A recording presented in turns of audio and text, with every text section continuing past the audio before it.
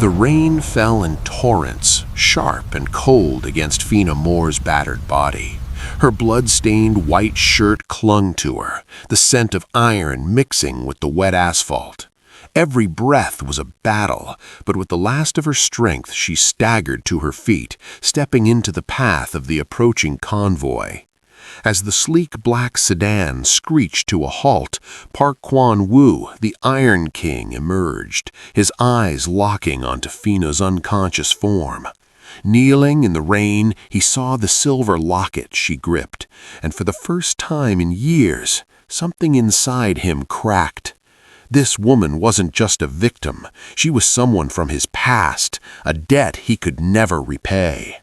Ladies and gentlemen, get set for the journey, as this story will get you thrilled to the bone. But before we start, hit that subscribe button, like this video, and comment where you're watching from. Now, let's dive into it. The golden glow of the university gala was still clinging to Fina Moore's skin when the shadows of the parking structure swallowed her whole. Only 20 minutes prior, she had been invisible in a different way, weaving through the city's elite with a tray of champagne, a ghost in a white silk blouse serving those who didn't know her name. Now the silence of the concrete level was shattered by the rhythmic, heavy thud of designer loafers against the pavement. Trent Gibbs didn't look like a monster. He looked like the promise of a bright future, draped in a $1,000 blazer. But as he and his two companions cornered Fina against a damp pillar, his eyes held the hollow, predatory vacancy of someone who had never been told no. "You didn't finish your shift, Fina," Trent drawled, his voice a jagged contrast to the soft rain beginning to drum on the roof above. "We had an order. You walked away." "The event ended," Fina replied, her voice steady despite the frantic tripwire of her pulse. "I'm going home." The first blow didn't feel like pain. It felt like a sudden, jarring displacement of the world. The concrete rushed up to meet her, the metallic tang of blood instantly filling her mouth as her cheek split against the grit. They didn't use weapons. They didn't need them. Their fists and boots were extensions of their inheritance, heavy with the weight of fathers who owned the police and grandfathers who built the city. As she curled into a ball, trying to shield her ribs, the insults rained down harder than the blows. They called her a stray, a clot in the system, a nothing. They were trying to strip her of the only thing she owned, her sense of self. When the laughter finally faded and the roar of their sports car echoed out of the garage, Fina was left in the encroaching dark. The pain was a physical weight, 1,000 needles stitching her skin to the cold, wet ground. Her instinct, the one that had kept her alive for 24 years, screamed at her to disappear, to drag herself into the trash-strewn alleyway nearby, to bleed in the dark where no one could see her shame, and to emerge a week later with a new set of scars and the same bowed head. That was the pattern: endure, retreat, and vanish. But as she lay there, her fingers brushed against the silver locket beneath her torn shirt. It was cold, a stark reminder of a promise made in a different life. She looked toward the alley, the safety of the shadows, and then she looked toward the main road, where the distant, rhythmic pulse of headlights cut through the downpour. The shadows offered survival, but the light offered a reckoning. With a low, pained groan that started in her soul and tore through her throat, Fina Moore made a choice. She didn't crawl toward the darkness. She dug her broken nails into the asphalt and dragged her body toward the center of the boulevard. Each inch was an agony, a refusal to be discarded. She wasn't just moving toward the road. She was moving toward the path of the only man in the city who could match the predator's cruelty with a justice of his own. She reached the yellow line, the rain washing the grime from her face, and waited for the roar of the engines. The scream of high-performance brakes was the only warning Fina had before the world turned a blinding electric blue.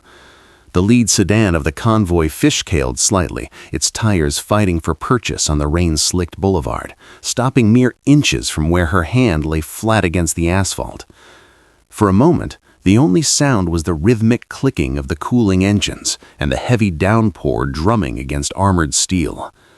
Then, the doors opened in perfect synchronization. A wall of men in black suits descended, their movements fluid and lethal. They moved to clear the obstruction with the detached efficiency of soldiers, but they froze when the rear door of the flagship vehicle swung open. Park Kwan-woo stepped out into the deluge, his presence instantly commanding the air around him. He didn't carry an umbrella. The rain seemed to slide off his tailored black wool coat as if it feared to touch him. His jaw was a hard line of granite, his eyes cold and scanning for an ambush. "Clear her," one of the bodyguards barked, reaching down to grab Fina's shoulder. "Wait," Kwan-woo's voice cut through the thunder, low and vibrating with a sudden, sharp edge. He pushed past his men, his polished shoes splashing through the muddy water as he approached the broken woman in the center of the road. To his men, she was a liability, a strange, bloodied girl who had nearly caused a high-speed wreck. But as Kwan-woo looked down, the harsh glare of the headlights caught something resting against the hollow of her throat. Kwan-woo dropped to one knee, a move so uncharacteristic that his lead enforcer instinctively reached for his sidearm, scanning the rooftops for the threat that could make the Iron King bow. But there was no sniper. There was only a silver locket, tarnished by time and stained with fresh crimson, peeking through the ruins of Fina's silk shirt. It was a simple piece of jewelry, etched with a pattern of wild hawthorn, the exact same pattern that had been engraved on the cigarette case of the woman who had hidden a starving, runaway Kwan-woo in her cellar 20 years ago. He reached out, his gloved fingers trembling almost imperceptibly as he hooked a finger under the chain. Fina's eyes flickered open then. They were clouded with pain, the hematoma on her cheek turning a deep, sickly purple. But the gaze that met his wasn't one of a victim. It was a dark, white-hot furnace of rage. Even as her body failed her, her spirit was standing tall, demanding to be seen. "You," Kwan-woo whispered, his voice cracking for the first time in a decade. The ruthlessness that defined him, the Iron King persona that ruled the city's underworld, shattered in the rain. He didn't see a stranger. He saw the legacy of the only person who had ever treated him like a human being before he chose to become a monster. Fina tried to speak, her lips moving in a silent, pained rhythm, but the effort was too much. The adrenaline that had dragged her to the center of the road finally evaporated. As her eyes rolled back and her head went limp against the wet pavement, Kwan-woo didn't wait for his medics. He slid his arms beneath her, gathering her battered frame against his chest with a protective ferocity that stunned his silent guards. "Cancel the meeting with the triads," Kwan-woo commanded, standing up with Fina in his arms. He looked at his men, his eyes returning to their lethal obsidian depth, but with a new, terrifying purpose. "And find out who did this. I want every name. Every hand that touched her is going to be harvested before the sun rises." Fina awoke not to the smell of rain and wet asphalt, but to the sterile, expensive scent of eucalyptus and antiseptic. For a long moment she kept her eyes closed, waiting for the jagged pain of the parking garage floor to return. But the surface beneath her was impossibly soft, Egyptian cotton that felt like a cloud against her battered skin. When she finally forced her eyelids open, the light was the first thing that struck her. It wasn't the flickering neon of a bodega or the harsh, interrogating blue of car headlights, but a soft, amber glow reflecting off floor-to-ceiling windows. Beyond the glass, the city of Seoul stretched out like a carpet of crushed diamonds, the rain still streaking the panes in long, silent rivulets. She was high above the world, so far up that the sounds of the street, the sirens and the cruelty were muffled into a ghost of a hum. She tried to sit up, but a sharp spike of heat in her ribs forced a low gasp from her lips. "Don't move," a voice commanded from the shadows. "The doctor said 3 of your ribs are cracked. You've been sedated for 12 hours. Fina turned her head slowly. Park Kwan-woo was seated in a minimalist leather armchair near the window, a glass of amber liquid untouched on the table beside him. He had discarded his suit jacket, his white sleeves rolled up to reveal forearms corded with muscle and intricate black ink that seemed to writhe in the low light. He looked less like a king in this light and more like a sentinel, his gaze fixed on her with an intensity that made her feel more exposed than she had been in the street. She looked around the room, taking in the cold perfection of the penthouse. Every piece of furniture was a masterpiece of edge and shadow.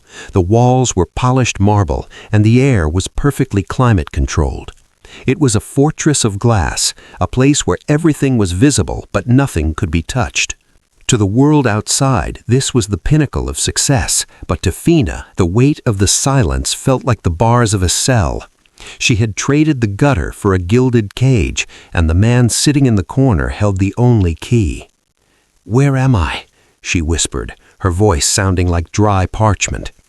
"You are in the only place in this city where no one can hurt you," Kwan-woo said, rising and walking toward the bed.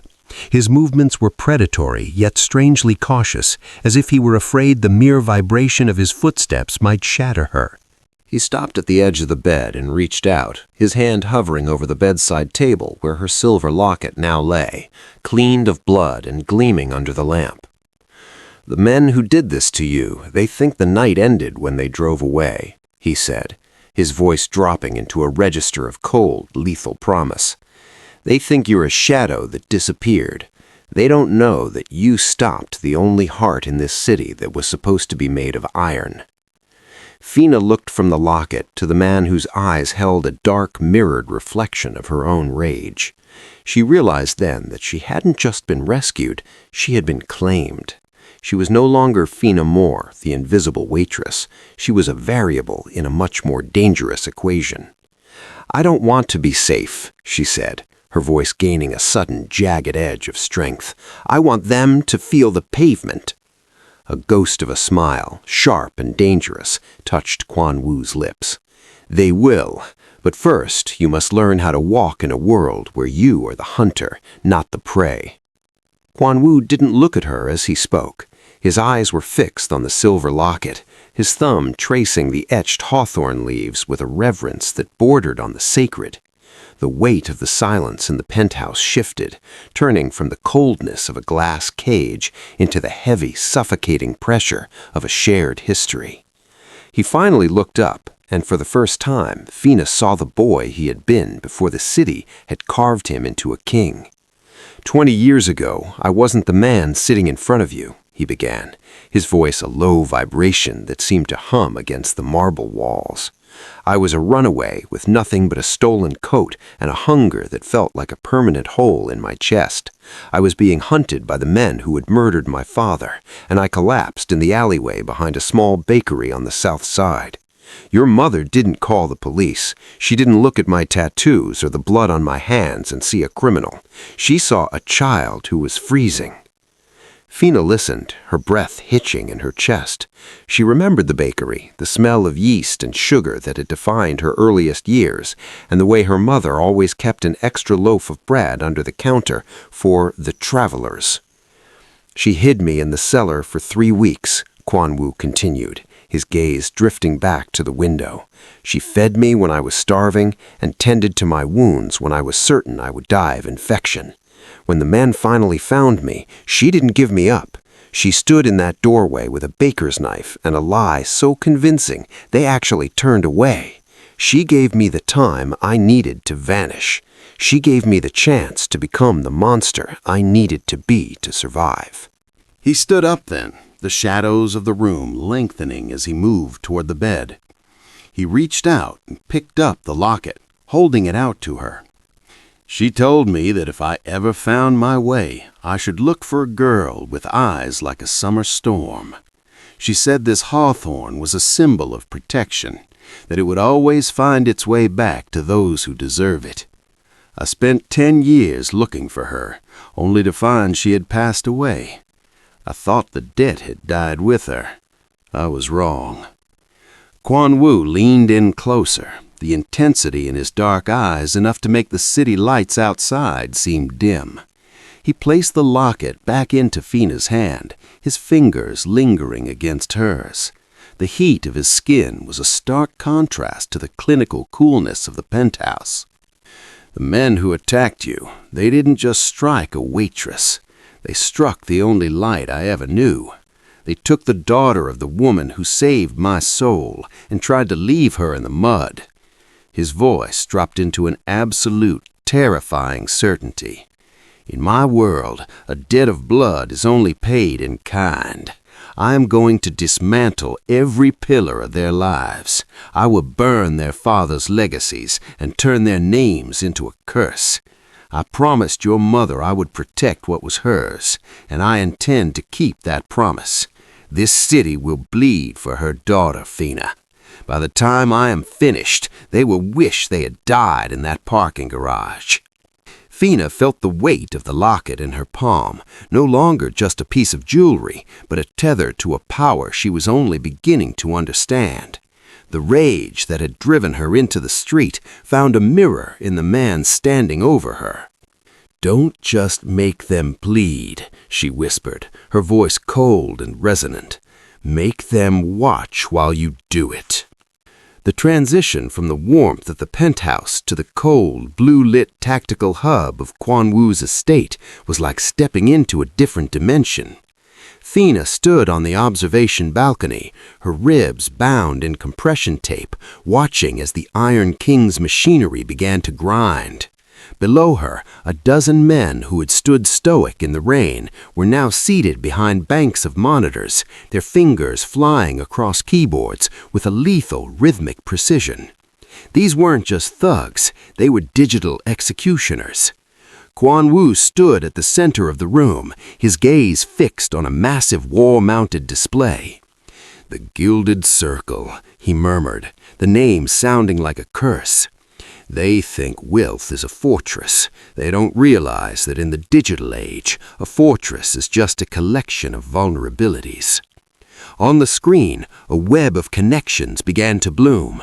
Trent Gibbs's face appeared first, a high-resolution image pulled from the Galus security feed, followed by his associates. Within seconds, their entire lives were being stripped bare. Their private bank accounts, encrypted messages, and GPS histories began to leak across the screens in streams of glowing green code. "Found them," a technician reported, his voice devoid of emotion. "They didn't go home. They went to the Apex, a private club in Gangnam owned by Gibbs's father. They've been boasting on an encrypted thread about a cleaning job they did in a parking garage." Fina felt a cold, sharp clarity settle over her as she watched the data scroll by. She saw the receipts for the champagne they had ordered to celebrate her assault. She saw the dash cam footage from Trent's car capturing their laughter as they sped away from her broken body. The survivalist silence that had governed her life for so long was being replaced by a predatory focus. She wasn't just watching a hunt, she was learning how the world was actually built. Quan Wu said, turning to look up at Fina, "They believe they are untouchable because they own the judges and the police, but they don't own the infrastructure. They don't own the electricity, the data, or the air they breathe. Tonight, we begin to revoke their access." He signaled to his lead enforcer, "Start with the Gibbs Group's offshore holdings. I want their liquid assets frozen by dawn. And the others, cut the power to their family estates. Let them sit in the dark and wonder why the world has suddenly stopped working for them." Fina gripped the railing, her knuckles white. "It's not enough to just freeze their money," she said, her voice echoing in the high-tech silence. "They need to know it was me. I want them to see the nothing they threw away becoming the thing that unearths them." Quan Wu nodded, a dark approval gleaming in his eyes. "The digital footprint is just the trail. We follow the trail until it leads us to their throats. By the time we reach the club, they won't have a legacy left to hide behind." The room hummed with the sound of 100 servers, a digital storm that was already beginning to tear through the foundations of the Gilded Circle. Fina realized then that Quan Wu wasn't just making them bleed, he was erasing them from the world they thought they owned. The glass in the boardroom of Gibbs Holdings was thick enough to withstand a hurricane, but it couldn't block out the cold, creeping realization of total collapse. From the darkened observation suite above the chamber, Fina stood like a phantom, her silhouette invisible to the men below. Beside her, Quan Wu leaned against the mahogany railing, his face illuminated only by the rhythmic glow of the digital stock tickers scrolling across the wall. Below them, Trent Gibbs's father, a man who had built a reputation on predatory acquisitions, was currently the prey. He sat at the head of a long marble table, his face a sickly shade of gray, as his legal team scrambled to explain how 40% of their market cap had vanished in a single trading hour. "Watch his hands, Fina," Quan Wu whispered, his voice a ghost of a sound in the quiet room. The moment a man realizes his legacy is a lie, he stops looking at the people around him and starts looking for an exit that no longer exists. Fina watched as the elder Gibbs's fingers trembled, fumbling with a fountain pen that cost more than she had earned in a year. This was the source of Trent's arrogance. This room, this building, the belief that enough zeros in a bank account could act as a shield against the consequences of cruelty. Earlier that morning, Quan Wu's team had leaked a series of encrypted files, internal memos detailing decades of tax evasion and environmental violations, to every major news outlet in the country. The Gilded Circle was being stripped of its gold, layer by agonizing layer. "He's calling the Minister of Finance," Fina noted, her eyes fixed on the man below as he pressed a phone to his ear, his expression shifting from panic to a hollow, wide-eyed shock. "The minister won't answer," Quan Wu replied coldly. "I bought the minister's debt 2 hours ago. In this city, loyalty is a currency, and the Gibbs just went bankrupt." Fina felt a strange, cold heat rising in her chest. For years, she had lived in fear of men like this, men who could crush a life and keep walking without checking their shoes. Now she was the one standing in the heights, watching the foundation of their world turn to sand. It wasn't just about the money, it was about the absolute removal of their safety. She watched as security guards, men who had been paid to protect the Gibbs name, began to quietly exit the room, realizing the paychecks would soon stop coming.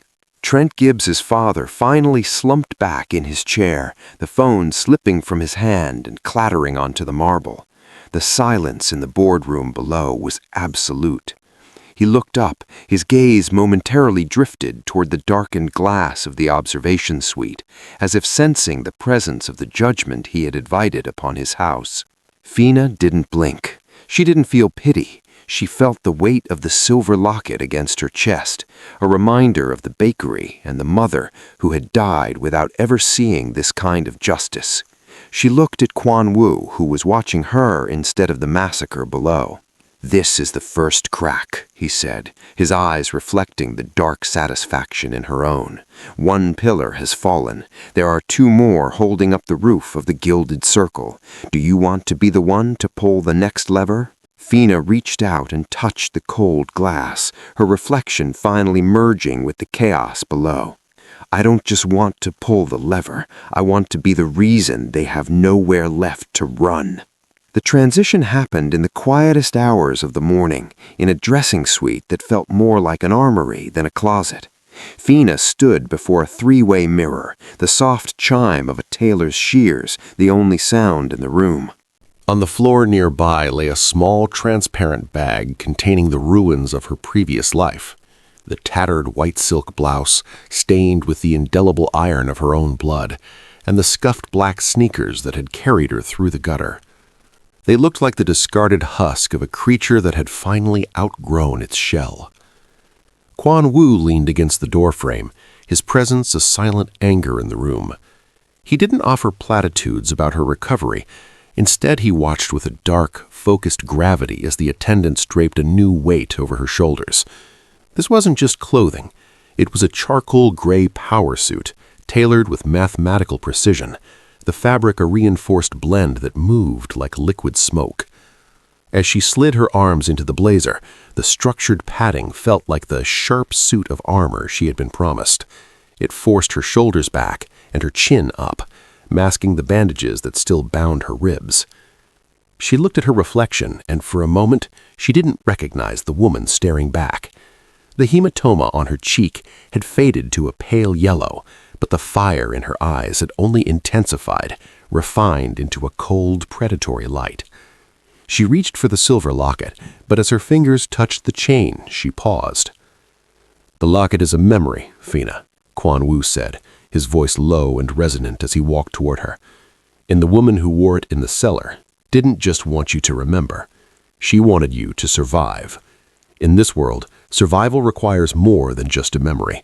It requires a statement." He reached into his inner vest pocket and pulled out a small velvet box.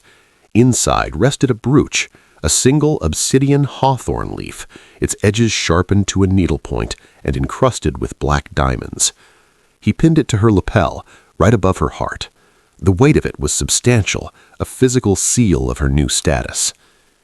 The Gilded Circle thinks they are the only ones allowed to wear a uniform. They think their designer labels give them permission to be monsters. Today, we show them that the Abyss also wears a suit. Fina ran a hand over the smooth, expensive fabric of her sleeve. The survivalist silence that had been her shield for years was gone, replaced by the heavy, rhythmic pulse of a woman who had accepted her place at the center of a storm. She wasn't just under Quan Wu's protection anymore. She was a part of his hierarchy, a variable that the city's elite had failed to account for. She stepped away from the mirror, her movements no longer pained or hesitant, but slow and deliberate. The sneakers were gone, replaced by sharp, obsidian heels that clicked against the marble floor with the finality of a gavel. She looked at Quan Wu and nodded once. The transformation was complete. The strange woman from the street had been buried under the rain, and in her place stood the architect of a coming ruin. "The Apex Club is expecting the Gibbs for a celebration tonight. Let's make sure they have a guest of honor they'll never forget." Quan Wu offered his arm, a bridge between his lethal world and her newfound power. "Then let us go. The city has waited long enough to see its new queen." The smell of the Apex Club, expensive cologne, aged scotch, and the arrogance of the untouchable had been replaced by the scent of rusted iron and damp concrete. The transition had been instantaneous. One moment, Trent Gibbs and his associates were toasted as princes of the city. The next, they were dragged through the back exits by a silent, armored wave of men who didn't care about their fathers' names. Now, the three men sat on their knees in the center of a cavernous, derelict warehouse on the edge of the Han River. The only light came from the high beams of the 6 black sedans parked in a semicircle, pinning the attackers in a clinical white glare. Behind them, a dozen enforcers stood like statues of obsidian, their hands folded, waiting for a signal. Quan Wu leaned against the hood of the lead car, his face a mask of predatory calm as he lit a cigarette. The glow illuminated the sharp, lethal tattoos on his neck. He didn't look at the men begging for mercy. He looked at the silhouette emerging from the passenger side. Fina stepped into the light. The click of her obsidian heels on the concrete was the only sound in the room, a rhythmic, terrifying countdown. In her charcoal suit, with the black diamond hawthorn leaf gleaming on her lapel, she looked less like a woman and more like an elemental force of judgment. Trent Gibbs squinted into the glare, his face bruised from the persuasion of the ride over. "Do you know who my father is?" he wheezed, the old script of his life failing him. "He'll burn this place to the ground." "Your father is currently watching the liquidators change the locks on his offices, Trent," Guan Wu said, his voice a low, terrifying vibration. "He doesn't have a match left to strike." Fina stopped inches away from Trent. She didn't look at his friends, who were weeping openly. She kept her eyes on the man who laughed while her blood stained the parking garage floor. She reached down, her gloved hand gripping his chin and forcing him to look up. "I told you the shame didn't belong to me," she said, her voice like velvet stretched over a blade. "You looked at me and saw a nothing. You saw a ghost you could discard. But ghosts have a way of coming back to haunt the people who made them." She pulled the silver locket from beneath her blazer, letting it dangle before his wide, terrified eyes.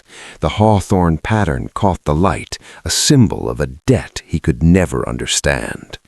"This was the only thing I had. You tried to break it. You tried to break me." Trent's breath came in ragged hitches. "Please, Fina, we were drunk. It was just a mistake." "A mistake is a choice you regret," Fina whispered, leaning closer until her cold, dark eyes were all he could see.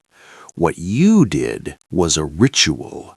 You thought my silence was my weakness.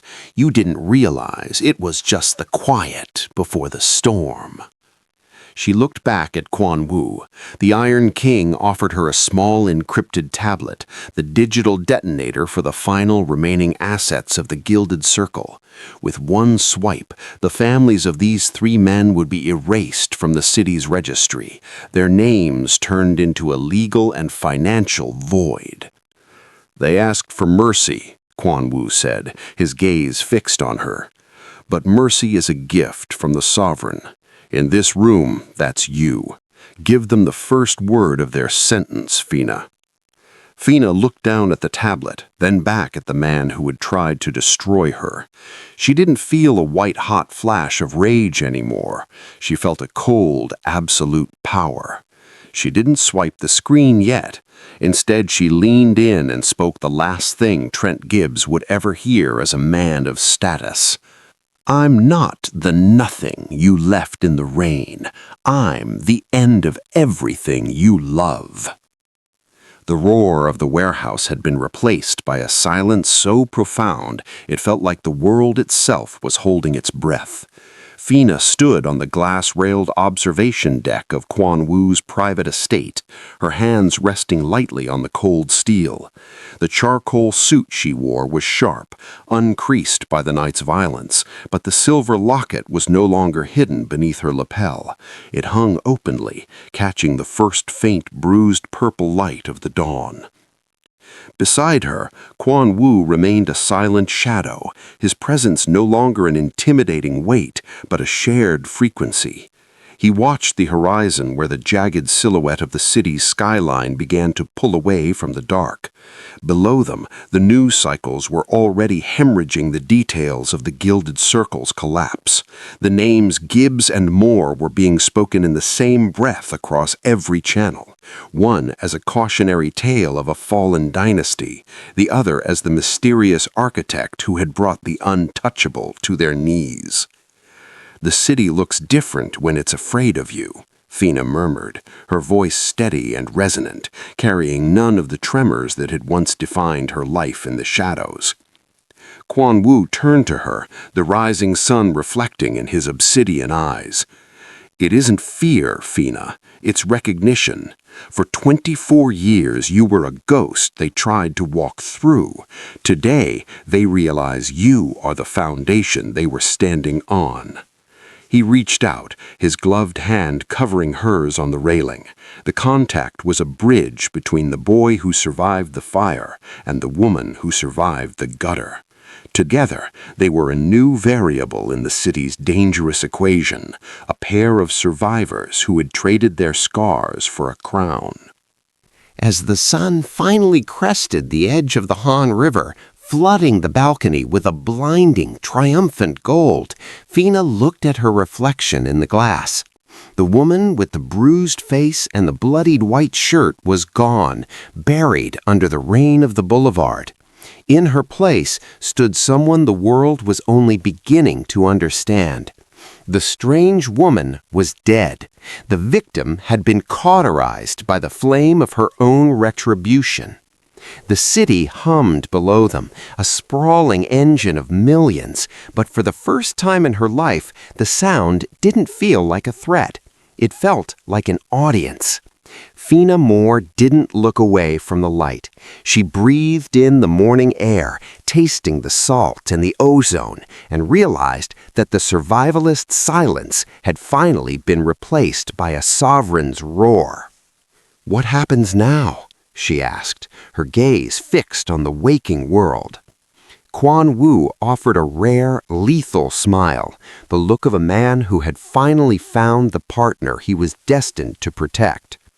"Now," he said, "we show them that the night doesn't end just because the sun came up. We claim everything they thought we weren't allowed to have." The night was over, but for the sovereign pair, the reign had just begun. The city now knew her name, and more importantly, it knew the price of ever forgetting it again.